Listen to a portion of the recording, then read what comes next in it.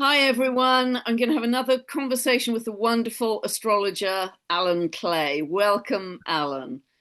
Oh, thank you. Lovely Wonderful, to be. wonderful to have you here. We've had two or three conversations in the past. Alan, in I think 2020, set up Dwarf Planet University, which people are absolutely loving. Alan is a extremely knowledgeable and much loved teacher. I know you're super popular with your students, and probably one of the experts that we have today on Sedna. You wrote a massive tome on Sedna, kind of magnus opus.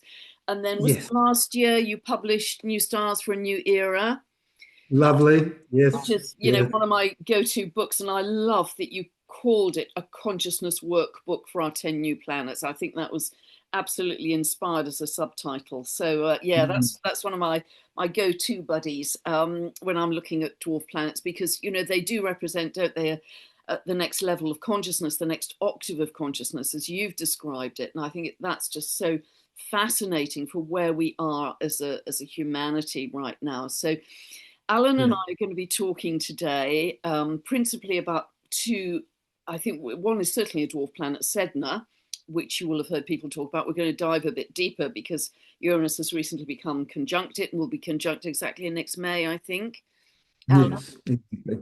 Yeah. And then we're going to talk about the new kid on the block in terms of a new orbiting cosmic body that was recently discovered. And it has far too many vowels in it, so I may struggle with the pronunciation. But it's We're all working with this. Leleakuhonua.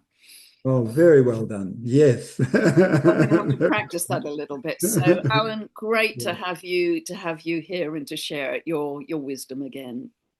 Oh, thank you so much. Yes, these are consciousness, these are aspects of consciousness, these planets that we're working with. And so it's a consciousness adventure as we embrace them. So I just encourage people. It's a consciousness adventure, and because they are aspects of consciousness, they work differently in our lives depending on our current level of consciousness.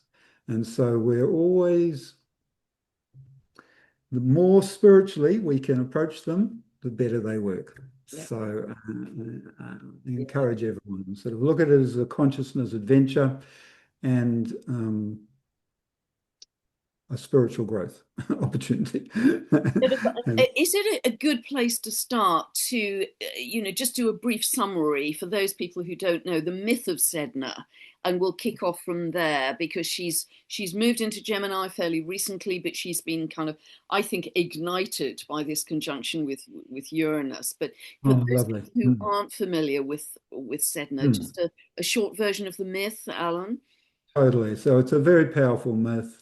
Um, mm, mm, it's she couldn't find a husband, and no one was suitable in her village.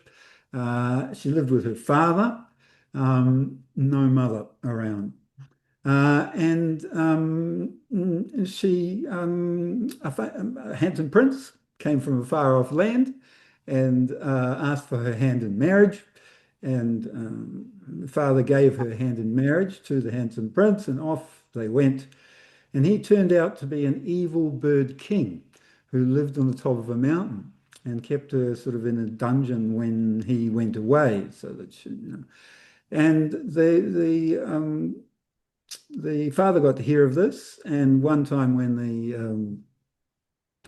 evil bird king, I mean, it's all a matter of perspective, was away. The father came and saved Sedna, took her down the mountain. They got in a boat and rowing across the lake or the sea, and the evil bird king comes back, beats his wings, causes a big storm, and father can think of nothing to do to save himself than throw Sedna overboard, sacrifice Sedna, and which he does. And she doesn't want to die, so she hangs onto the side of the boat. And so the father takes an axe and chops off her fingers one at a time till she can't hold on anymore. And then she sinks to the bottom of the ocean and she becomes the goddess of the food supply. And all of her fingers become the seals and the walruses and the fish that it's an Inuit myth that the Inuit people live off. And the Inuits, their gods and goddesses are not dead and in heaven like ours tend to be. And so Sedna's still alive. She didn't die. There was no, the painful experience was grabbing hold of the boat and trying to stay in the reality that she was already in. I look at the sort of the sinking in the water as transcendence. She transcended that experience, painful experience, family experience, relationship experience. And she transcended that and she became a goddess. So she transcended to a higher level of consciousness. And the Inuit people had to look after her from then on and make sure that her hair was combed and so on, so that she didn't send storms and they couldn't go out and fish. So she's still part of the community, obviously an important part. So people tend to fixate on that sort of painful experience there, but really we have to be counterintuitive. We're on the spiritual path when we're in the water. She's thrown into the spiritual path. Sedna's always trying to get us onto the spiritual path. And if we are counterintuitive and we let go of pain early, so first finger, let go. Don't wait for all the fingers to be chopped off. But we tend to hang on and we won't let go because we're responsible and we want to deal with the problem and we're going to solve it and so on. And we can't solve Sedna problems. We have to let go. Saturnian solutions won't solve Sedna problems.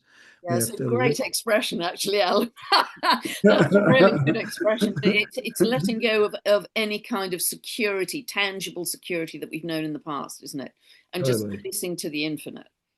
Yes, exactly. And which is so hard to do. So I understand that sailors still have to request safe passage from Sedna to make sure that they're safe when they're crossing the Arctic waters. That's it. It wasn't it when Sedna initially, I think it was initially when she went into Gemini, there was that tragedy with the Titan submarine. Oh, right. Because they hadn't requested safe passage from Sedna. No, or from any authorities. They'd actually gone their own way and done it how they wanted to. Yes, and that's exactly a Sedna experience where we're really being pushed to grow. Unfortunately, those people, they're growing in the next life. That life obviously came to an end there and so on. And this is the kind of Sedna experience. To transcend, we stay alive by transcending. But if we keep hanging on, there's the axe. It's not going to work, and death is sort of the ultimate sort of part of that. We are forced to let go. With Sedna, there's a forcing to let go one way or another. Yeah, but what I love about Sedna is, and I've been talking about this for the last couple of years, to me, she's one of the biggest symbols we have for metamorphosis. And I think that's being reflected in our own internal biology right now as we become more crystalline, but also in these big shifts of consciousness that we're having as we move further towards the light body. And so many people are talking about this, but I think Sedna is the biggest symbol we have of this transition that we're going through because it's being ignited by Uranus right now. All these convergences are so clear into a different state of being because she moved from being a victim into something really quite transcendent, didn't she? Much, because the whales and the dolphins, and you will know this better than I do, Alan, are supposed to be 15th dimensional, aren't they? They're helping to lead this evolution for humanity. So actually, she went from victimhood to sovereignty, in fact. Yes, absolutely. No, that's the beauty of it. And so we have to just let go and allow that transcendence to enable that. It's so simple, but it's so hard. And I encourage nurturing our sense of humor. Is the way to do that. Um, a sense of humor is a wonderful tool on the spiritual path Yeah, yeah, because yeah, yeah, absolutely. It was in, probably quite tough when her fingers are being chopped off, but nevertheless, Uranus not shine in this myth, does it? But, you know, that we have to go way, way beyond that and recognize, you know, that is an illusion too. yes, it's an illusion too, and it's a getting rid of that's all the unconscious stuff that so the Sabian symbol for the discovery degree of Sedna is a woman emptying an old bag out the window in the sunshine. Gosh, that's really And interesting. yeah, so and we have to empty the bag. We have to empty the bag of all the ego stuff, all of the sort of unconscious stuff, which is what she was going through up till she let go of the boat. Um, and and and and then just rest in the sun. Often with Sedna, we feel there's a lot of work that we have to do to grow. It's soul growth. It's soul growth, and we do have to do work, and we often resist it, and so we wait until we're given that push that we just have to do it. But the more we embrace it, and sort of put the ego bag out the window and sort of make the space for whatever is happening right now in our lives, then that growth goes a lot easier. And mm, mm. So are you're seeing Sedna as a group soul consciousness elevation? Um, no, the new one, Leleakuhonua, is the group soul consciousness. Okay.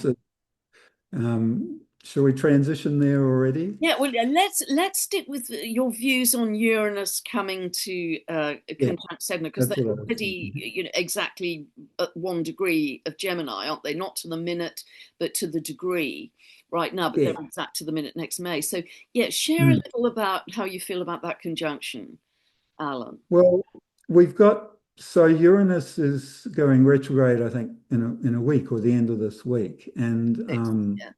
they're within 20 minutes conjunction. Well, Uranus and Gemini is all about sort of consciousness growth, I'm going to say. Gemini is kind of consciousness, and Uranus is growth, and so we are all growing in consciousness hugely during this Uranus in Gemini.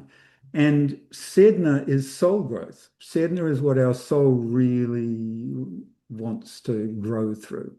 The experiences that we're having in our life, they're all soul experiences if we approach them that way, if we see them as being soul growth experiences. And our soul has chosen this incarnation particularly to do something, to grow in some way. This is, it's here for a reason. Everything that's happening in our life is here for a reason. And we tend to sort of hang on to what we know or not engage with the soul growth just because it's too powerful and maybe we're not ready but so whatever's happening is soul growth. And now with Sedna and Gemini, there's a real consciousness push in that soul growth. We've been in Taurus. It's all been about values. It's been about material, sex. Is that all, or is it more spiritual? We've had this sort of dichotomy going on. And so there's been a huge awakening to spirituality through that process. There's been a huge material sort of indulgence too, and that's part of it. There's a push. Sedna builds up. There's pressure that builds up in our lives that pushes us towards the soul growth that we need to do, Yeah. and the material stuff in Taurus is part of that as well. And I think of Gemini very much with Uranus there too, as real quantum leaps in our understanding of neural networks as well. That's How it. consciousness works from the that point of view. Mm. So it's not going to be linear. It's going and Sedna's myth is so much about surrendering to the Yes. flow of what's coming in to help us as well, rather than the attachment, Exactly. as you say. It's the surrender um, Yes. as a flowing with, and also there's a fluidity which comes in obviously with Sedna's myth that I think is very much part of how we're going to start to understand our reality. That's much less linear and mechanical and structural than we've ever believed. It's more malleable and flowing, and we have to Mm. learn to flow with all of that, just Absolutely. as Edna did in the myth. So, that's Mm. going to be fascinating. And yes, there'll be lots of technology that's going to help us make these jumps and understandings. But Sedna and Uranus are really being helped so powerfully by that trine to Pluto, which is long term over the next few years, which is the planet of power and transformation, and also the quincunx Mm. 150 degree aspect to Haumea, another dwarf Mm. planet all about regeneration. So, Mm. that, as I call it, the wonky triangle, is so Yeah. powerful in terms of where we're headed in a human metamorphosis.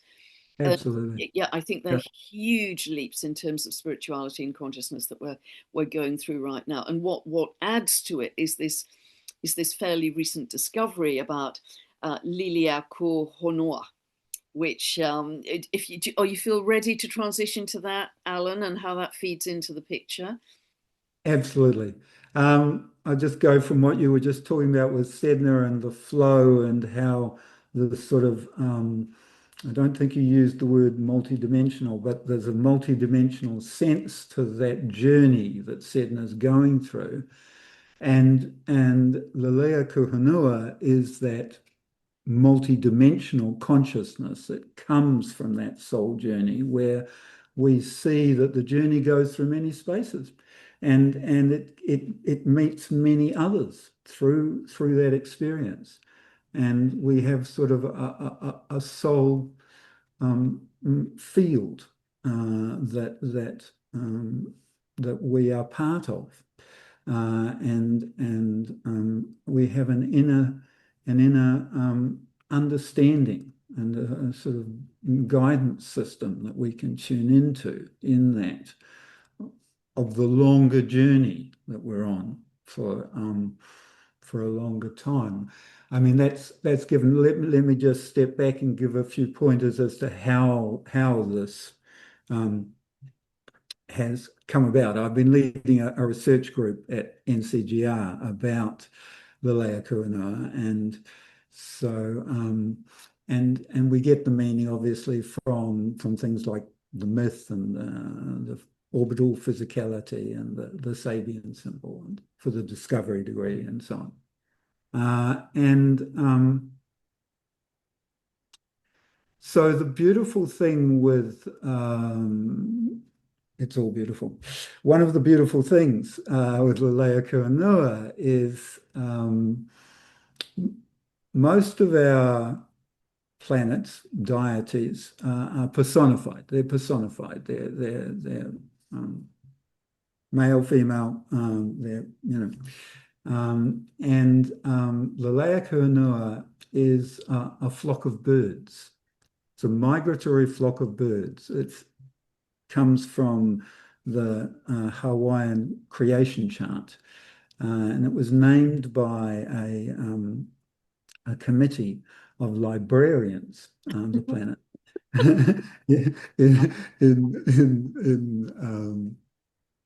In Hawaii, because the observatory that discovered it was on native Hawaiian land, and that was the deal that the community would get to sort of be involved in any of the discoveries.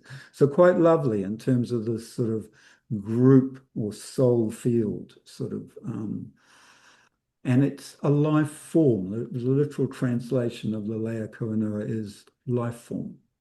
Oh, And that's so, mm, yeah, because so again, I'm quoting from my good friend, U.S. astrologer Martha Alter Hines, because she's done some research into this, and she had found that Lili was to fly, and Akua Mm. was away, and Honua Mm. was Earth. So it's the Yes. golden plover bird, isn't it? That Yes. migrates from Alaska to Hawaii, and it's that It's migration that it seems to be describing. And it's got a 33,000 mm. year orbit as well, Alan.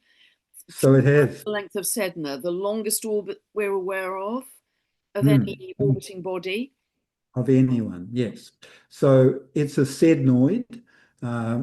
These are the new class of planets like Sedna that have these huge elongated orbits like comets. And yes, 33,000 years, so three times Sedna. Um, Amazingly, magically, um, Sedna will be at her closest point in her orbit in 2076. We're in this close phase, which is an important part of the sort of the Sedna growth thing. At the last time we were at this point, we had the Neolithic revolution. So all over the planet, we started growing vegetables rather than hunting animals. And all of our civilization has come from that point. So we're at a key point in our growth, with that Sedna coming to a closest point. It'll be in Cancer in 2076. And Uh, Leleakuhonua arrives two years later, doesn't it, to its exactly, perihelion? 2 years, exactly. 2078. I mean, that's 20, incredible considering the length of the orbits, isn't it? isn't it? And it's not like that's going to happen again and again. This is a one-off sort of thing, or it's because those orbits are not linked at all. So we're in a very special phase where both our soul growth is going through a huge change because of changes in society and needing to live differently. Um, you know, the Neolithic revolution enabled us to settle down in villages and towns, and so because we could grow more food than we needed, so we could specialize, and that's all of our civilization has come from that change. And so we're going through a change in society at the moment that's enabling us to have more time. Um, and over this next 100 years, it'll take time for this to play out. Um, and and at the same time, we've got the Leleakuhonua one coming to the closest. And yes, so it's a migratory um, flock of birds. That takes 3, 4, 5 days for them to do that flight. It's a huge flight. There's a cellular change, apparently, according to the Wow, that's scientists, really interesting. that It happens that works. enables them to do it, to go, and it's light that makes the key timing. Um, and so they fly for 3 days. They half their brain sleeps while the other half flies, and then they swap over. Parts of the brain doing it to enable it. They can see magnetic lines, they can see ultraviolet, they can see infrared, they can see ley lines. They've got an orientation that they can do. They use visual cues. So they've got a real sort of sensory ability. Um, and Leleakuhonua gives us this sort of sensory ability in our huge missions that we're on. Maybe lifelong missions, maybe many life missions. We're on missions, just like the birds. And we can use our extrasensory abilities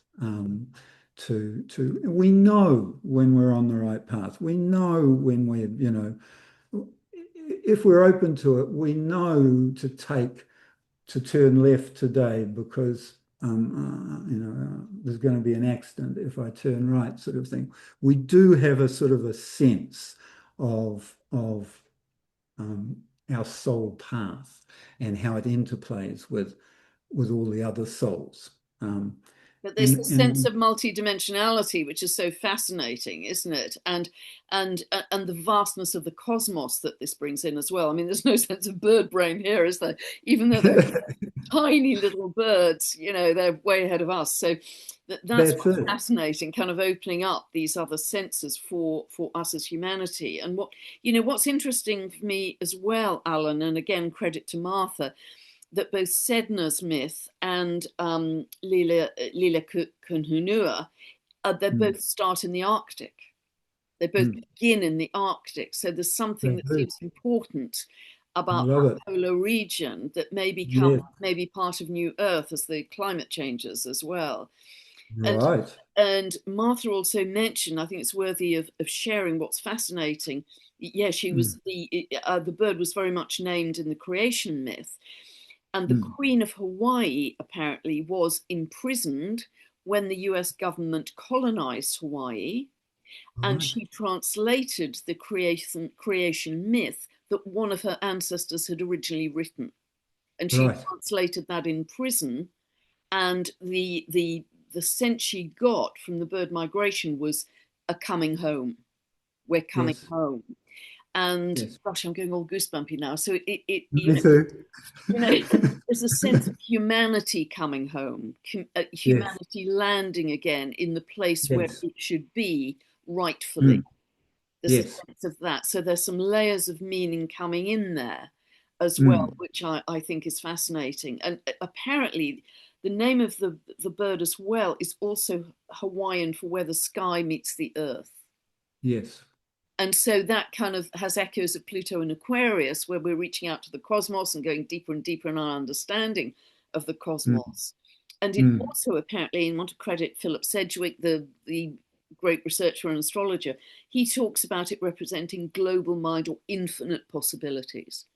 Yes, Infinite possibilities because it's so vast in its yes. migration and it senses, as you've outlined, just Mm, mm, and this is mm. what we're moving to, I think, if we can tune into it, just infinite possibilities. We're no longer stuck in the old dense limited 3D going round and round the hamster wheel. This opens up something incredibly vast. So the more we can tune into this mythology, the Yeah, better off we're going to be, I think, because it's kind of leading us outwards, isn't it, into those it is. possibilities and inwards, actually, outwards And in and inwards. that's it. That's it. Exactly. Yes. No, totally, absolutely. Yeah. Yeah. And as we embrace it, the Leleakuhonua is at this closest point, which is key for us then on both the Sedna and the Leleakuhonua on this next phase of our growth as human beings. Mm. So even though we think the perihelions and 2076 and 2078 are an age away, that's a drop Yeah, in the ocean if you're dealing it's with a with drop you in know the ocean. orbits of 33,000 years, isn't it? I mean That's it. That's they're it. approaching. That's the most important thing. They're approaching us now with all of these other planetary changes at the same time. So when was Leleakuhonua? It's going to be so hard to pronounce that. When was that discovered, and what does the discovery chart tell us, Alan? And what's the Sabian symbol for that too? All right. So 2015 was the discovery year. Um, and the Sabian symbol is a person successfully expressing themselves in two realms at once. Oh, beautiful. Yes. Isn't that just perfect? Mm, mm, mm, mm. And is there anything else that the discovery chart tells us that can feed into the meaning? Now, I was just this morning, one of Xenia Schuyler on the research group has put together a discovery chart interpretation, which I was just putting into. We're doing a course at the Dwarf Planet University on the Leleakuhonua in a few um, I'll put the months. details below. Yeah. Yeah, all good, all good. There's only two places left. It's full. It's almost full with 48 at the moment, people on it. So Wow. it's yeah, um, very popular. And I'm just putting yes. So look, the discovery chart. I think I'd have to sort of talk more about another time. I don't think I'm really up enough to talk about it at this stage here. But come to the course. It'll be in the Yeah. PowerPoint notes. There's something very beautiful about the natural world, I think. And again, Philip Sedgwick talks about it representing the preservation of our skies, our earth, and our waters. Mm, And, with Sedna being linked to dolphin and whale and turtle energy, there's something very, very pure about this kind of transformation, this metamorphosis, that we are moving back to um, a sort of much more pure world where in a moment almost toxicity and pollution seems to disappear. And I've always said I don't believe that we are going to have decades of cleanup. I just don't believe it. That's a 3D way to look at it. That's you could do A, then you could absolutely. do B, then you could do C. I don't think it's going to be like that at all. I Going to think we're going happen. to have some, like, there's a fungus that has been discovered, one on a rubbish tip, which just gorges on microplastics, and the other one that lives in Mm, the ocean, and they yeah. thrive on microplastics. They're going to Mm, be things like this, and nature always runs ahead of a problem, I think. So they're going to be naturally occurring things like yeah. this that solve these problems because the evolution not only of ourselves but I believe of many species is happening at a very rapid rate.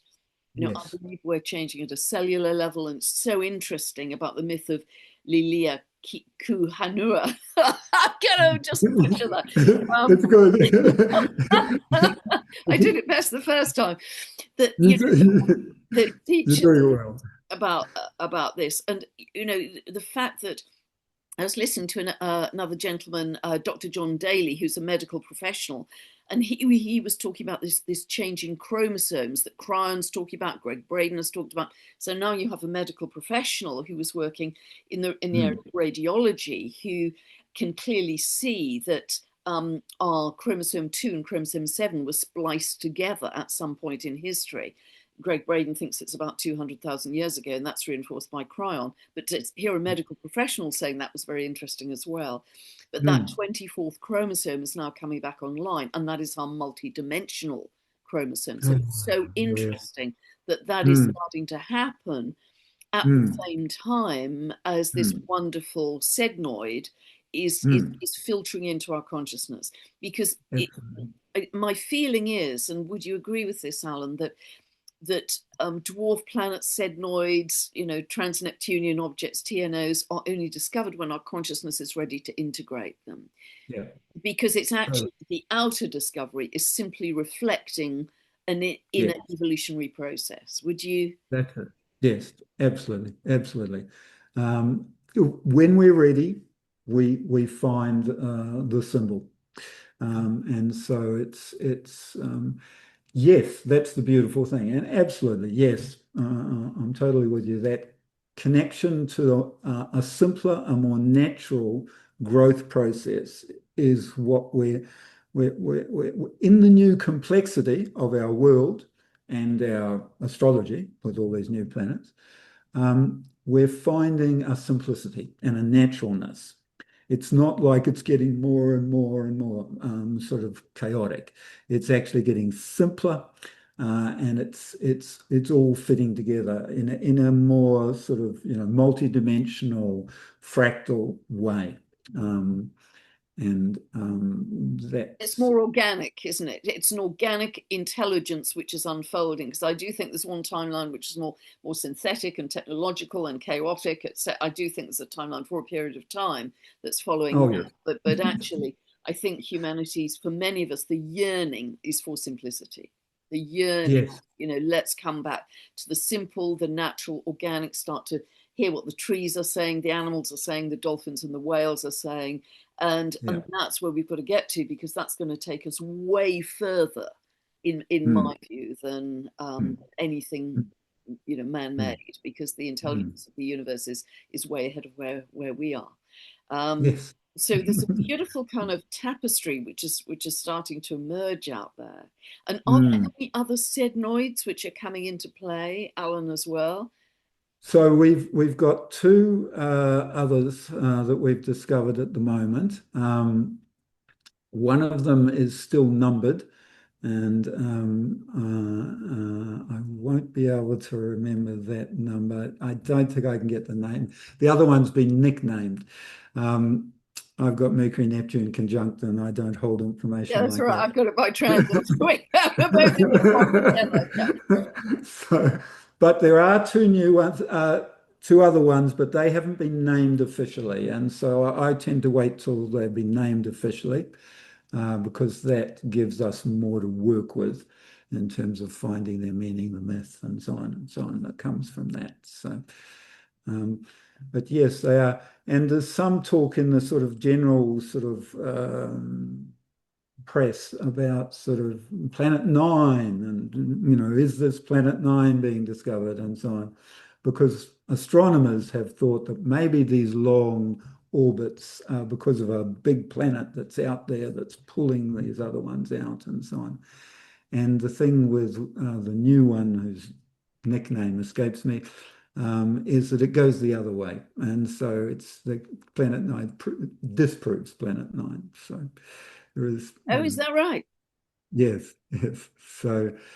So we've there is we can embrace the dwarf planets. There are planets there. We don't need to imagine planets anymore. That's what astronomers have been doing, and so and then looking, but now we can just work with what we've got. So, That's but the fantastic. popular, yeah.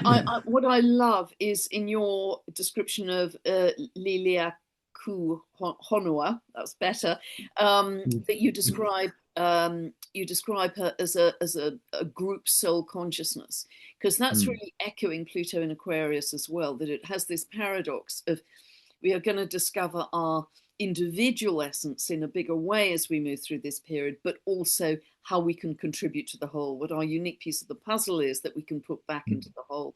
And so, this mm, much greater sense of coming together as humanity, a sense of mm. oneness, a sense of soul group consciousness, I think is Yes, very strong, and it's partly echoed by Pluto in Aquarius for the next 20 it years. is. And also, I'd suggest by Haumea and in wherever Haumea is in Scorpio, um, because Haumea is also about that sort of connection to the oneness of humanity, the magic of being alive, and so on. And so that's the Pluto Haumea Sedna aspects that you were talking about earlier. That is really a signature of the times that we're in, very Yeah, it's much. beautiful. And part of the myth of Haumea, when her partner stole the wild, but well, not stole, he just took wild bananas for he and his people to eat. And he was going to be put to death by the autocratic ruler. And it was, which is pretty wild, isn't it? Because, the first food pickings were supposed to be for the special people, the elite people, the rulers. And so Right. part of the way Haumea overcame that challenge was she called together the community. She called in her spiritual help, but also the community. And without Mm, weapons, I don't know how they did it, but they overcame the autocratic ruler and he mm. was not put to death. So that's a real strong message of the need to come together in community and She, soul she, trust. she, she hid him in a tree. Oh, She, did she, she? yes, she was a tree and she hid him in her. Oh, beautiful. Right. Yeah. Right. I wasn't aware of that piece of the myth as well. That's absolutely beautiful. But again, Yeah. she's all about the natural, isn't she? Her Yes, almost that's it. shamanic connection to the natural world and summoning Got wild it. food, even when the land was laid waste with her magic Yes. stick, Macaline. Yeah. She's a terrific symbol of this instinctive flowing connection with nature and the earth. I mean, she's very beautiful. Absolutely. Yeah, totally, totally. And by extension through to Leleakuhonua, like you were just saying, um, that a person expressing themselves successfully in two realms at once, that the interpretation of that Sabian symbol um, has to do with we see our soul reflected in the soul of others. So that soul group, that soul connection that you're talking about, we see it, we see our soul reflected, and we've got mirror neurons in our brains, and where we can sort of reflect somebody else. And so yes, that's how I think that soul field. We actually, in our interaction with the world, if we're looking for that soul connection that we have with people, we can find it, and we can see ourselves reflected in that And that's interplay. really, beautiful because that way lies, excuse me, forgiveness and compassion, doesn't it? Yes, When you can yes, see yourself reflected in others, that brings about a lot of unity consciousness, compassion, forgiveness. There's a real yeah. bonding that comes together with people at that point, rather than this constant polarization that we've lived through in the 3D world. Yes, exactly. And so I think that's the big sort of blessing that Leleakuhonua is bringing to us in these years as we let go, do the Sedna thing of letting go of all of that nonsense that you're talking about there, which of course, as you're saying, will be sort of enlivened and be very active in these next years with the Uranus sort of period in Gemini and so on. And so we're all going through a sort of well, I want to say rebirth. That's Haumea. It's not really a rebirth, but there's a big change, big soul growth change happening for each of us in this next 6 months with the Uranus conjunction to Sedna. That's that's simplifying and enabling this connection that you're talking about, this sort of embrace of the That is group. music to my ears to hear about simplification, because usually society seems to be going in the other direction. But also, I think it's very exciting at the moment that Leleakuhonua is at 14 of Aries, and that's conjunct Mm. Salacia, isn't it? It's very Mm. tightly Yes, conjunct because Salacia is at 12 of Aries. And that's right. Salacia, I think it'd be lovely to hear you talk about Salacia, Alan. But I think Mhm. of Salacia as photonic light, that shimmering sunlight on the Mm. seas. And photonic light, I think of her as light language. But she Mm. also has a very strong dolphin and whale connection as well, doesn't she? Mm. She's Mm. mermaid. Mm. I think of Mm. her to Yeah, Lemuria as well. yeah, that's right. That's right. So, That's is right. there anything you'd like to share about that and that conjunction? I sort of I love Salacia. um, and yes, I mean we've had actually it's some months ago we had Venus, Leleakuhonua and Salacia all together. So we're coming through a big period of so Salacia, I look at her as higher love consciousness. So and what is a higher love consciousness? Well, it's all about, she's all about connection, intimate connection between people. And at the unconscious level, that's sort of sexuality, eroticism. Eroticism happens sort of, it's a physical thing, it's also a psychic thing. And so she works in that sort of psychic and physical connection area. And she's in a myth she's she's the wife of Neptune. She was a sea nymph and gorgeous, and Neptune was besotted with her and sort of proposed marriage, and she said, "Oh," and disappeared into the depths, and he pined away, and then he sent his dolphin to negotiate and convince her, well, she'd be a goddess, and it would all be wonderful, and so on and so on.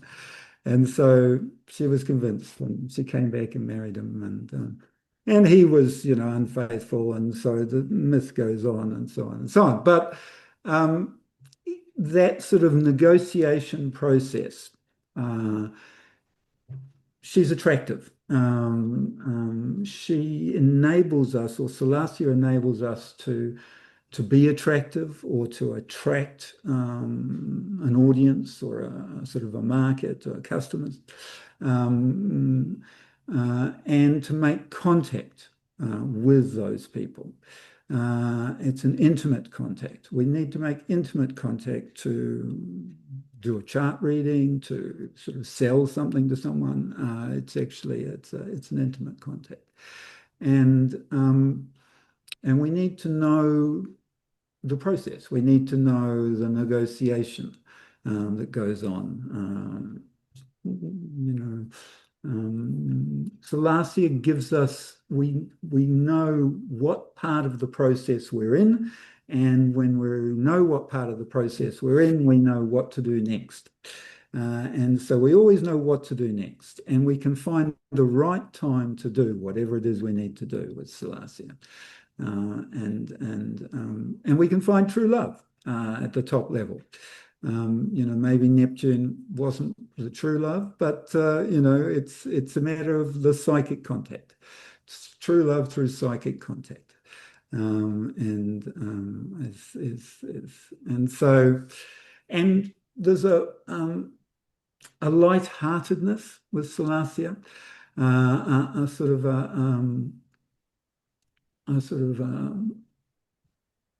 rolling with the punches, making the best of things, being your best self at the top level, and all of that sort of, I love it, and that's the sort of the light on the water there. That's the sort of the sparkling sort of in her myth. Yeah, beautiful fluidity, though, to the whole myth. It's very interesting because Salacia was exactly aspected by that solar eclipse in Libra. Was it last October, October 24th? Exactly. Because it was at 10 of Aries when the solar eclipse was at 10 of Libra, so it was exactly opposite. And it was interesting. I was with Veda Austin in a workshop together. We did a workshop together in Glastonbury, and the photography she was getting for crystallography was astounding because there were a lot of squiggles in it that looked like light language. And I mentioned that in a previous video, and I have a sense, I haven't kept track of this, but I have a sense that it was round about that time that a lot of people spontaneously started to speak light language. So I think there's something in that about us being able to access a higher frequency with Salacia to actually connect, to spontaneously, it's not something we learn in a book or go to classes with light language, it just downloads one day and we start to speak light language. So is that the very high psychic connection, I think, with Salacia too, that's really exciting. Totally. So, yeah, absolutely. It's she's a beautiful new planet for us. I think Ixion and Salacia are the two that I think are kind of most accessible for people, in fact. And so, that's. There are two very different sides to Ixion, aren't there? There are, yes, and you would say that some people would say that with Salacia too, because in terms of sort of the sexual, what is the word that I'm looking for that comes from Salacia? That's salacious. Thank you so much. Yes. So the salacious side of Salacia, and with Ixion, there's the myth is sort of he's a bit of a monster in the myth, and but he's self-willed and he follows his heart and so on. And he doesn't learn from experience in the myth, but if we do learn from experience, we don't need to sort of get into repeated problems in the way. I always have a sense of the positive expression of Ixion is kind of knapsack on his back, going beyond normal society and just following a simple joy to to create a whole new life for himself. And that that so feeds into some of the other things you've been talking about this morning, that we just say, do you know what, I'm just stepping out of this mayhem and chaos, and I'm going to create a very simple, beautiful life, going back to nature and listen to the messages from the trees and the animals, and that's where I'm headed. And I think a lot of these dwarf planets and TNOs are actually helping us on that journey. They Um, are. They are. it's really And exciting. Ixion's Pluto's lawless brother in the same orbit as Pluto. And so, yes, stepping out, as you say, into these, it's the next one after Pluto. We step out and we have to be authentic. We have to be ourselves. That's what Ixion's encouraging. I look at Ixion as seeker consciousness. So it's, they're all good, even the ones with sort of dark myths. There's no good or bad in the Kuiper belt. That's a Saturnian construct. That's what I like to say. Works well inside Saturn, but Yeah, absolutely. So Alan, in terms of people finding these places in their own chart, because I think with Leleakuhonua, if probably if you're alive now, or certainly an adult age, you'll be probably born with it in Pisces. yes. I Let know, me. I know Philip Sedgwick has some ephemeridi Yes, that he that's produces. right. It's a very good Yes, source. And also Serenu, you can just put in the date and the time and get it for the day, for any day. You can get the dwarf yeah. planet and some of the TNOs, and also Astro Gold, I think. Astro Gold, you can do it, and Solar Fire. Those are the programs that will have it. Um, Astro.com is also, you can also set up a free account at astro.com or just work as a guest there. You don't even have to set up an account. And it's and you use the extended chart selection, and then you can find the dwarf planets and put them into your chart there. So I encourage people go to astro.com is probably the easiest way. And the Serenu is good to find where it is at a particular point, Yeah. but astro.com will give you the whole chart. So, Fantastic. And anything else you'd like to share, Alan, before we close? well, I'd like to encourage people to search for Dwarf Planet University. Come to the website and just put your email address in the newsletter box and tune into my newsletter. Which are really Putting good. out They're really good. And Alan publishes them very regularly. every week or so, I try and put one out, and I'm selling the classes. And as I'm selling the classes, I'm talking about the transits and the planets and so on. So it's a good way to get to know these new planets, even if you don't want to come to classes, and maybe after a while you might want to.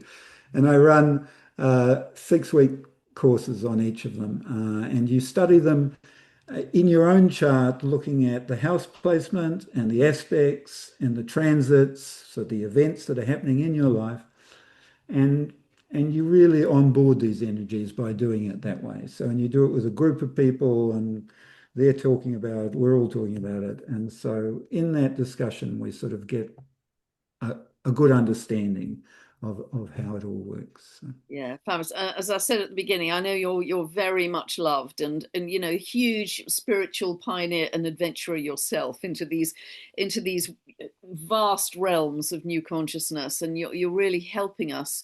You're really helping us integrate this, the concepts, the ideas that we really have to start to expand into.